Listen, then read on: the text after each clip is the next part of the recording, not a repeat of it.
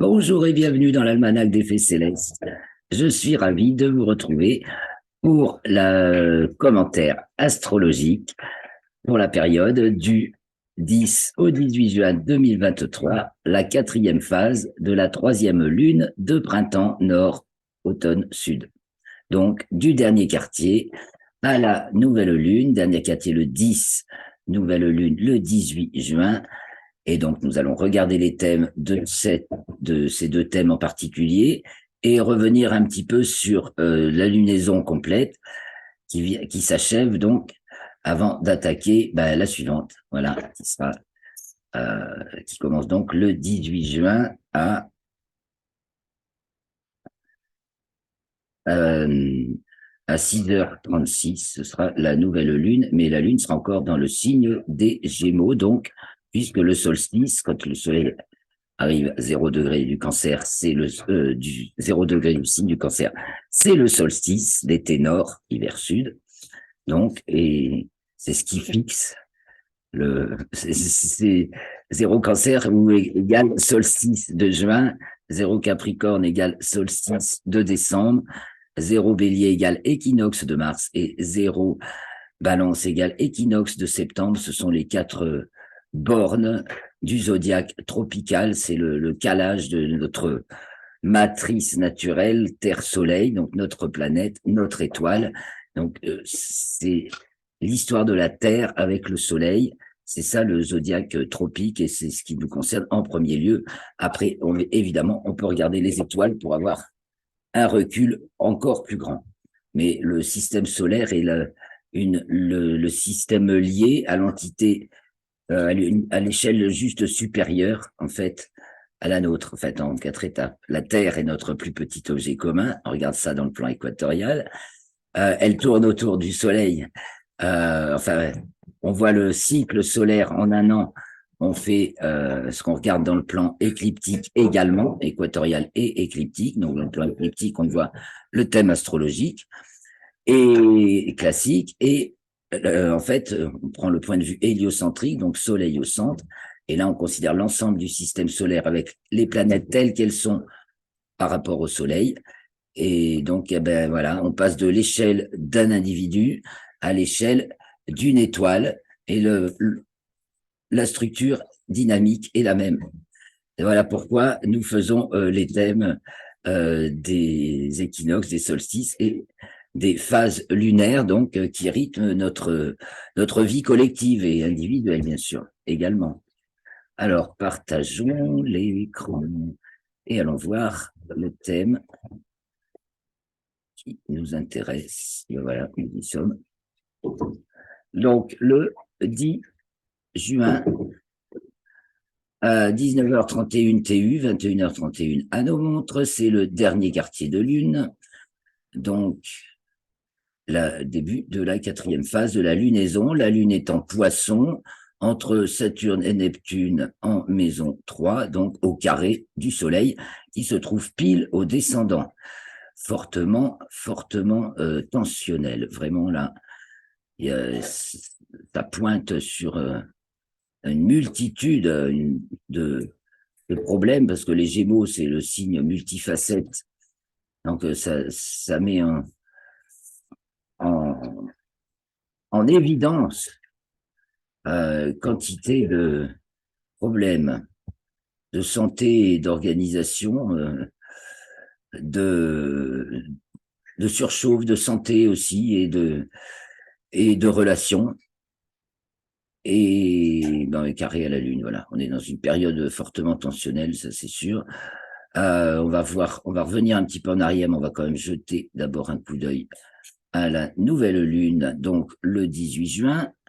18 juin, 4h36 TU, 6h36. Là, on a le Soleil et la Lune, donc, puisque c'est nouvelle Lune, conjoint 27e degré du signe des Gémeaux à l'ascendant. Selon le lieu où vous habitez en France, vous pouvez l'avoir pile sur l'ascendant.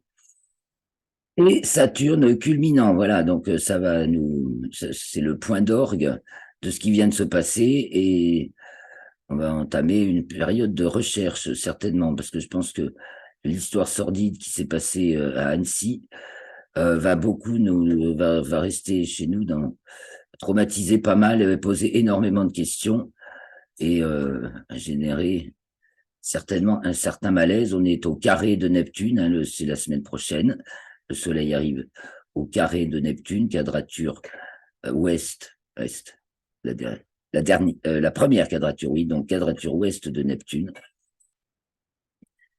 Et en héliocentrique, on aura donc la Terre Sagittaire, si le Soleil est en Gémeaux, Mercure qui s'approche de Jupiter, qui en hélio est toujours en Bélier, Jupiter Bélier en héliocentrique et Taureau en géocentrique, donc il est fortement énergique. Hein.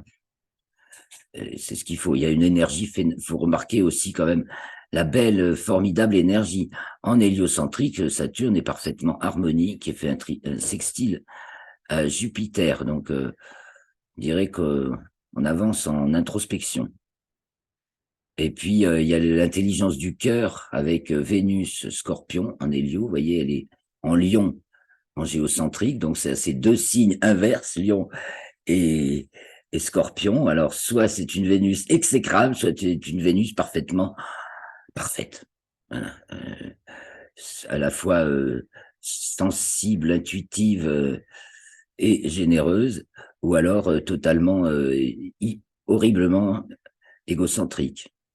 Et en hélio, en tout cas, elle est sextile Neptune, donc c'est pareil, ça peut amener la plus grande compassion comme la plus se vautrer dans les pires sordidités, en fait. Bon, bref. Nous avons aussi Mars en hélio qui fait un trigone juste. Mars en Vierge, donc, en hélio.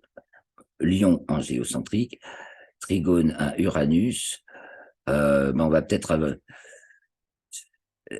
il y a de la prudence maintenant dans les élans, peut-être, on pourrait dire. De l'avancement, pas à pas avec prudence, comme le signe la Vierge. Dans les élans énergétiques phénoménaux de Uranus Taureau, on voit la puissance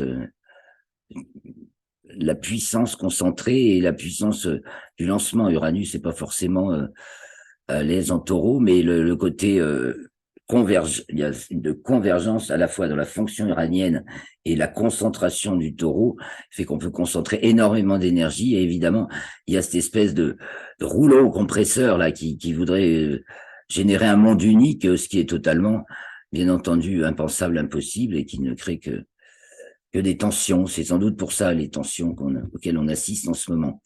Donc rappelons, je reviens sur le dernier quartier, rappelons le Soleil pile au descendant, alors qu'on l'a on l'a à l'ascendant à la nouvelle lune. Voilà. Donc la problématique solaire, donc celle des valeurs, et voilà, on s'interroge beaucoup sur nos valeurs. À la pleine lune, le Soleil était en Gémeaux, donc c'était le 4 juin aussi en maison 1, donc la lune en Sagittaire, donc puisque c'était la pleine lune, c'est une opposition. Et cette pleine lune avait Mars au fond du ciel, l'opposition Mars-Pluton au double carré de Jupiter qui se trouvait au nœud ascendant de l'orbite lunaire. C'est fort ça aussi, hein. Et ça brise et ça renverse. Alors on peut remarquer cette espèce au niveau météo, cette espèce de partage de la France en deux. Il fait beau et sec au nord et il pleut et il fait orageux et du coup assez frais au sud. Ça aussi, ça marque une coupure un peu spectaculaire et inattendue. On va voir si ça va continuer comme ça, à part que c'est sûr, le temps risque de rester orageux. Et la pleine lune, vous voyez, enfin, la conjonction Uranus-Mercure, Mercure-Uranus, en Taureau également, mais oui, qui se retenait de se faire depuis le 26 avril où Mercure s'était fortement approché d'Uranus, ou 21, et où ensuite elle est devenue rétrograde. Donc là, elle se fait, et une boucle est bouclée. Il y a peut-être un facteur une compréhension. On assiste aussi à beaucoup de discours et de contre-discours sur le réchauffement ou le refroidissement climatique. Vous aurez remarqué peut-être en ce moment. C'est pas un hasard quand on voit voilà, Mercure refroidit et Uranus réchauffe. Alors c'est très logique finalement. Toutes les activités artificielles Il y a beaucoup de réchauffement artificiel avec Uranus, Taureau qui s'entête à vouloir nier. Et puis, il y a une partie naturelle, hein, le Taureau, c'est le signe de la nature, qui voit la température baisser. En fait, d'après les chiffres, la température de la moyenne de la Terre euh, n'a pas augmenté depuis 2014-2015. Elle est en train de descendre, comme nous l'avons toujours prévu d'ailleurs. Mais c'est freiné, masqué par toute la géo-ingénierie, c'est-à-dire la manipulation artificielle du climat, qui évidemment est secrète. C'est bien ça l'ennui. Donc on retrouve aussi ce soleil fortement dissonné, toujours carré de Saturne, demi-carré Vénus, là. Et donc c'est très tensionnel. Il y a le puzzle éclate. Je veux dire, les valeurs, on ne sait plus à quelle valeur se raccrocher.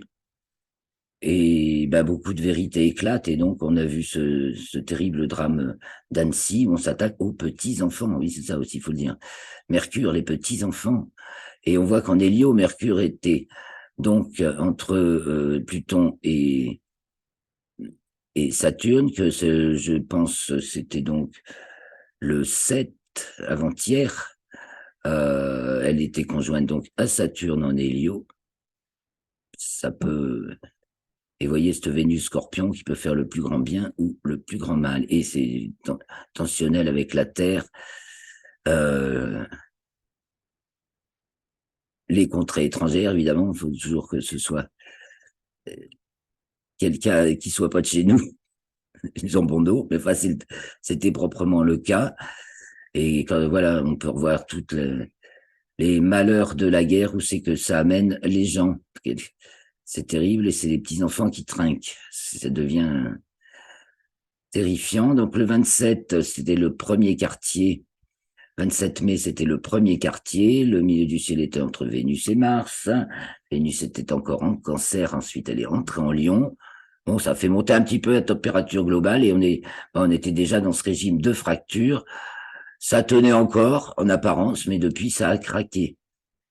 Oui, j'avais des facteurs de tenue entre Jupiter, nos ascendants en 7, Taureau, bon, Mercure qui lâche un peu et Uranus qui ressaisit doublement fort. Euh, il y a de la tenue encore, et la tenue, on voit tout s'est écroulé au cours de la lunaison. Je passe les ingresses lunaires. Ah, donc, le 21 mai, nous avions le Soleil qui entrait dans le signe des Gémeaux. Là, il était signé par Vénus Cancer. Saturne et Neptune encadraient le milieu du ciel. Ça nous signe un mois, certes humide, avec une chaleur qui monte, mais finalement humide. Question de température, beaucoup. On va beaucoup parler de climat et de température aussi. Et donc, la nouvelle lune, c'était le 19 mai. Le 19 mai, donc elle était encore dans le signe du Taureau, ce qui signe encore un temps plutôt humide, encore marqué par, dans le max méridien, cette opposition Mars-Pluton. On voit vraiment que durant cette lunaison, on a eu un sacré clivage, hein, il y a vraiment un clivage qui se crée entre ceux qui veulent voir le fond et la vérité des choses et d'autres, voilà.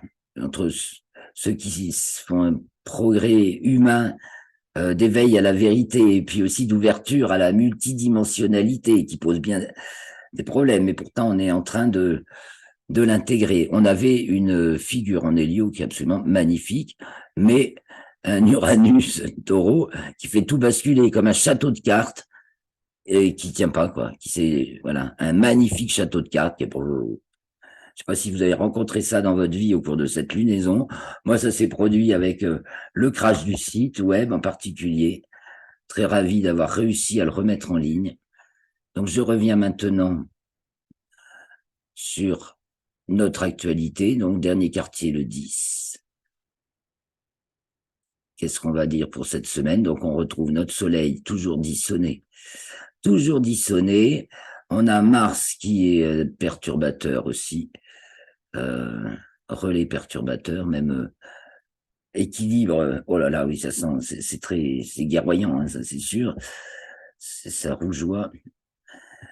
Et c'est Vénus maintenant qui est plutôt qui vient de passer à l'opposition de Pluton.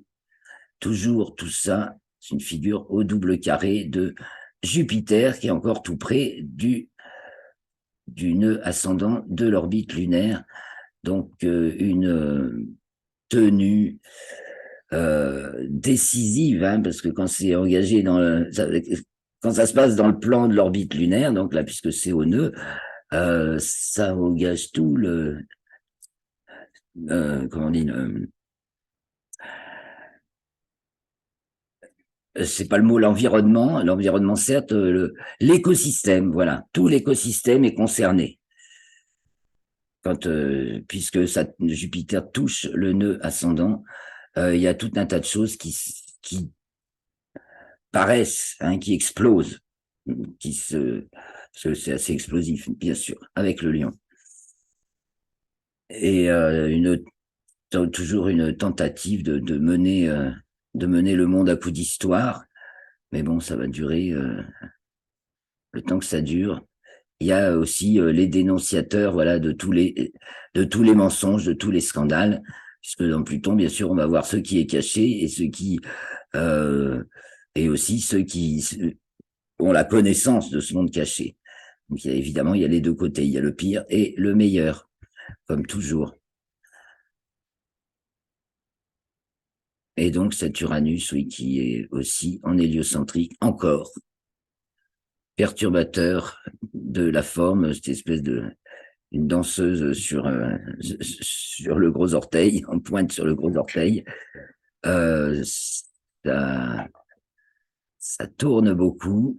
Ça tourne en plus avec Vénus, Scorpion, les lions. Hein. On est pris dans un maelstrom, un vortex, un côté vortex forcé. Alors on va voir ce que ça nous fait aussi au niveau de la météo, du climat. Là, pour l'heure, ça c'est une signature encore humide. Donc aussi, on est un peu dans le marasme au niveau social. Ça se voit ici. Beaucoup d'incertitudes et de questionnements. Bon, mais il faut prendre il faut prendre une décision. Est-ce bien le moment? Le soleil indique au descendant pile, montre bien qu'il faut peut-être se tourner dans l'autre sens. C'est peut-être ça. Et donc la nouvelle lune, où on en est à la nouvelle lune, bah, c'est Saturne qui culmine, donc comme on disait.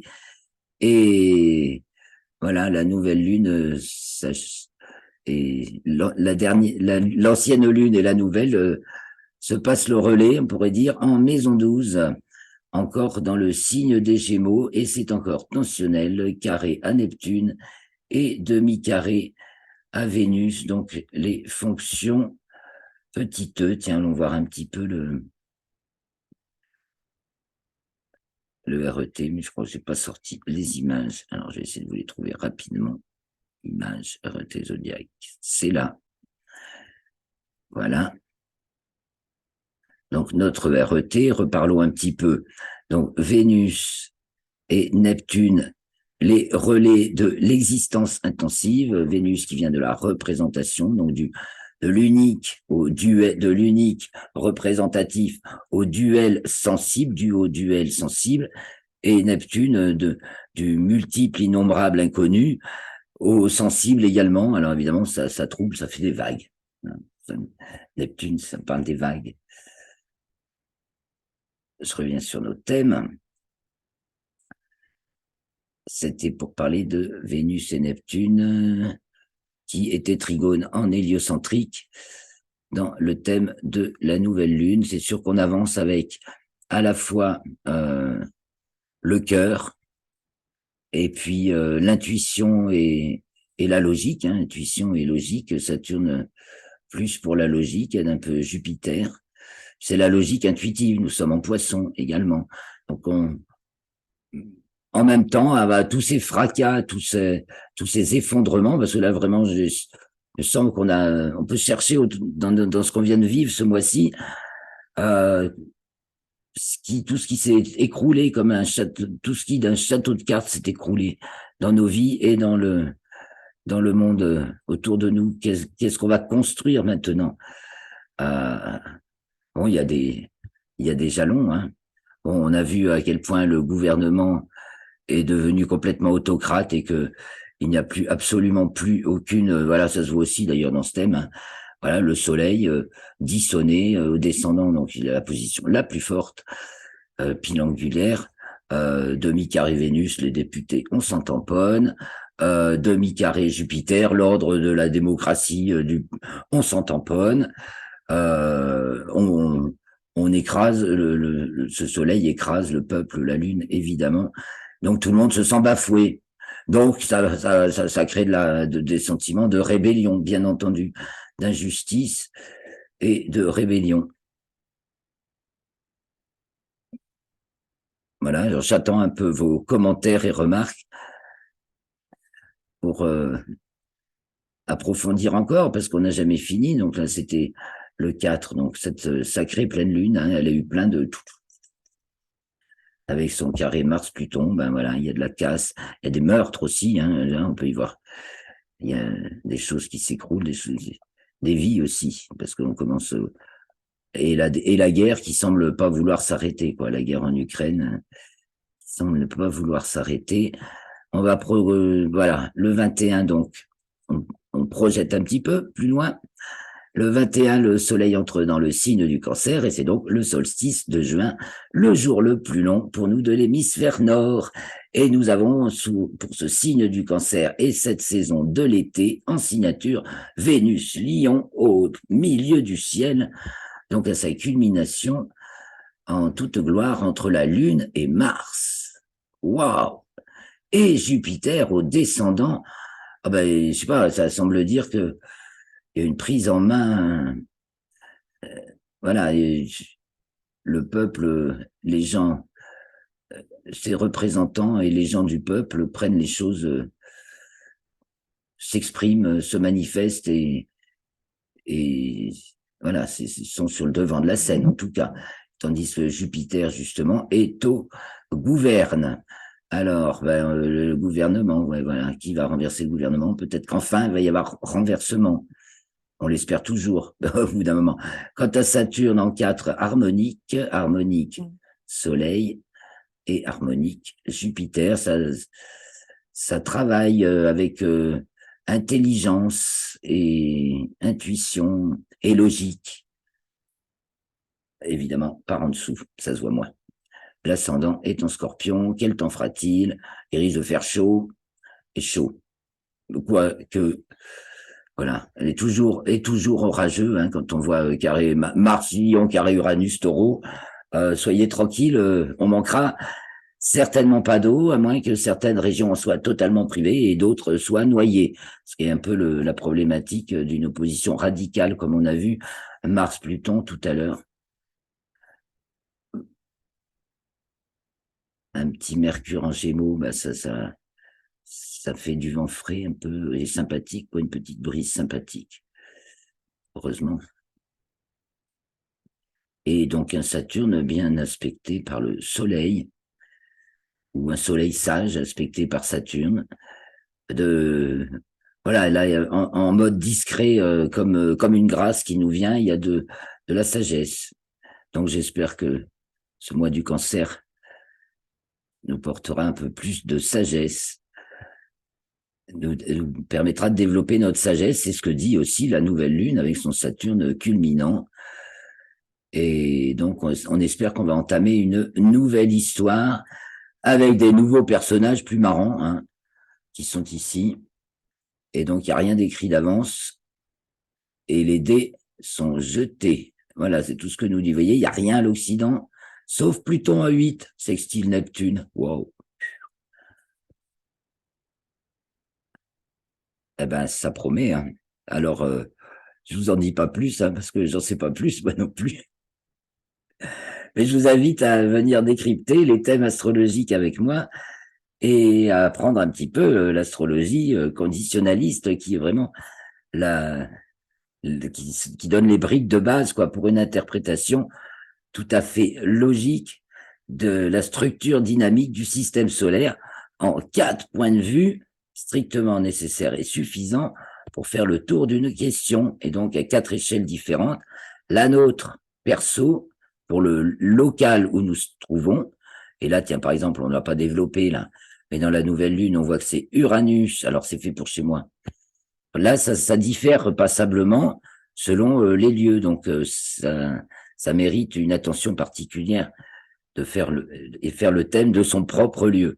Bon, pour mon propre lieu, ben, j'ai une belle harmonie des 3 planètes de transcendance avec Uranus pile à l'est, donc ça marque.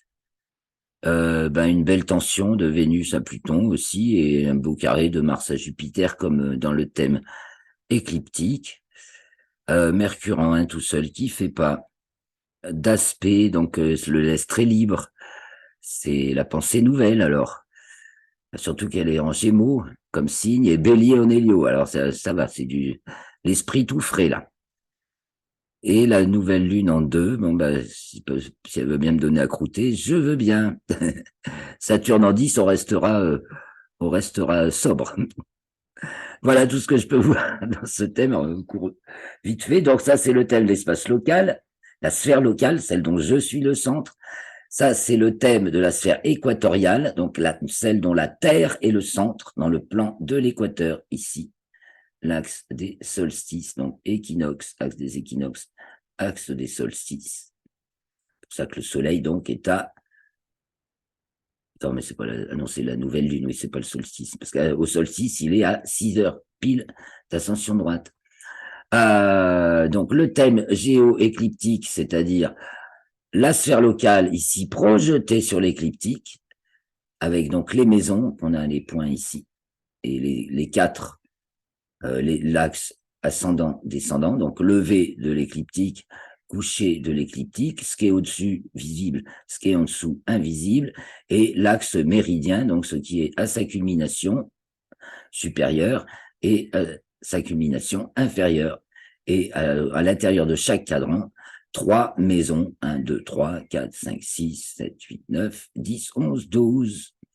Elles seront toutes rouges. Elles sont là, là, il y a du rouge. Hein. Vénus, Mars, Lion, c'est sûr, niveau coloré, c'est assez rouge. Voilà, les amis. Et donc, pour finir, le thème héliocentrique, le 4e point de vue, où là, c'est le soleil. Donc, c'est pour ça que au début, je vous parlais, l'individu et l'étoile, voilà, c'est l'échelle supérieure. Le soleil est tout son système. Donc, la Terre se retrouve gentiment à sa place comme les autres. Là, nous avons le point de vue géocentrique, donc depuis notre planète qui tourne autour du Soleil. Là, le point de vue héliocentrique. Et là, elle se retrouve au milieu des autres et à sa place. Donc, ça, évidemment, ça donne pas la même position des planètes et ça nous parle davantage, ça nous parle essentiellement de l'intérieur. Voilà, ça de toute façon, ces 2 thèmes, c'est le monde intérieur, de même que l'orient du thème, c'est ce qui se passe à l'intérieur, donc là c'est développé si vous voulez, et l'occident du thème, c'est ce qui se manifeste à l'extérieur. Donc là c'est bilan et envie, bilan et préparation si vous voulez, et là c'est mise en contact, donc présentation et exécution. Et on retrouve ça dans les 4 thèmes de la même façon, bilan et programme initial, si vous voulez, et envie, motivation, les éléments qui vont créer une aspiration et qui fait qu'on va concrètement rencontrer dans l'environnement ce qui répond à cette aspiration et comment on va traiter avec. Voilà tout l'intérêt du Soriastre et de cette lecture en 4 référentiels qui nous apprend aussi à changer d'échelle. Et c'est pour ça qu'on rentre dans la multidimensionnalité. Bon, on va s'arrêter là pour aujourd'hui. Je vous donne rendez-vous la semaine prochaine, vendredi également. Donc, nous serons le 16 juin pour la suite des aventures dans l'almanach des Fées célestes.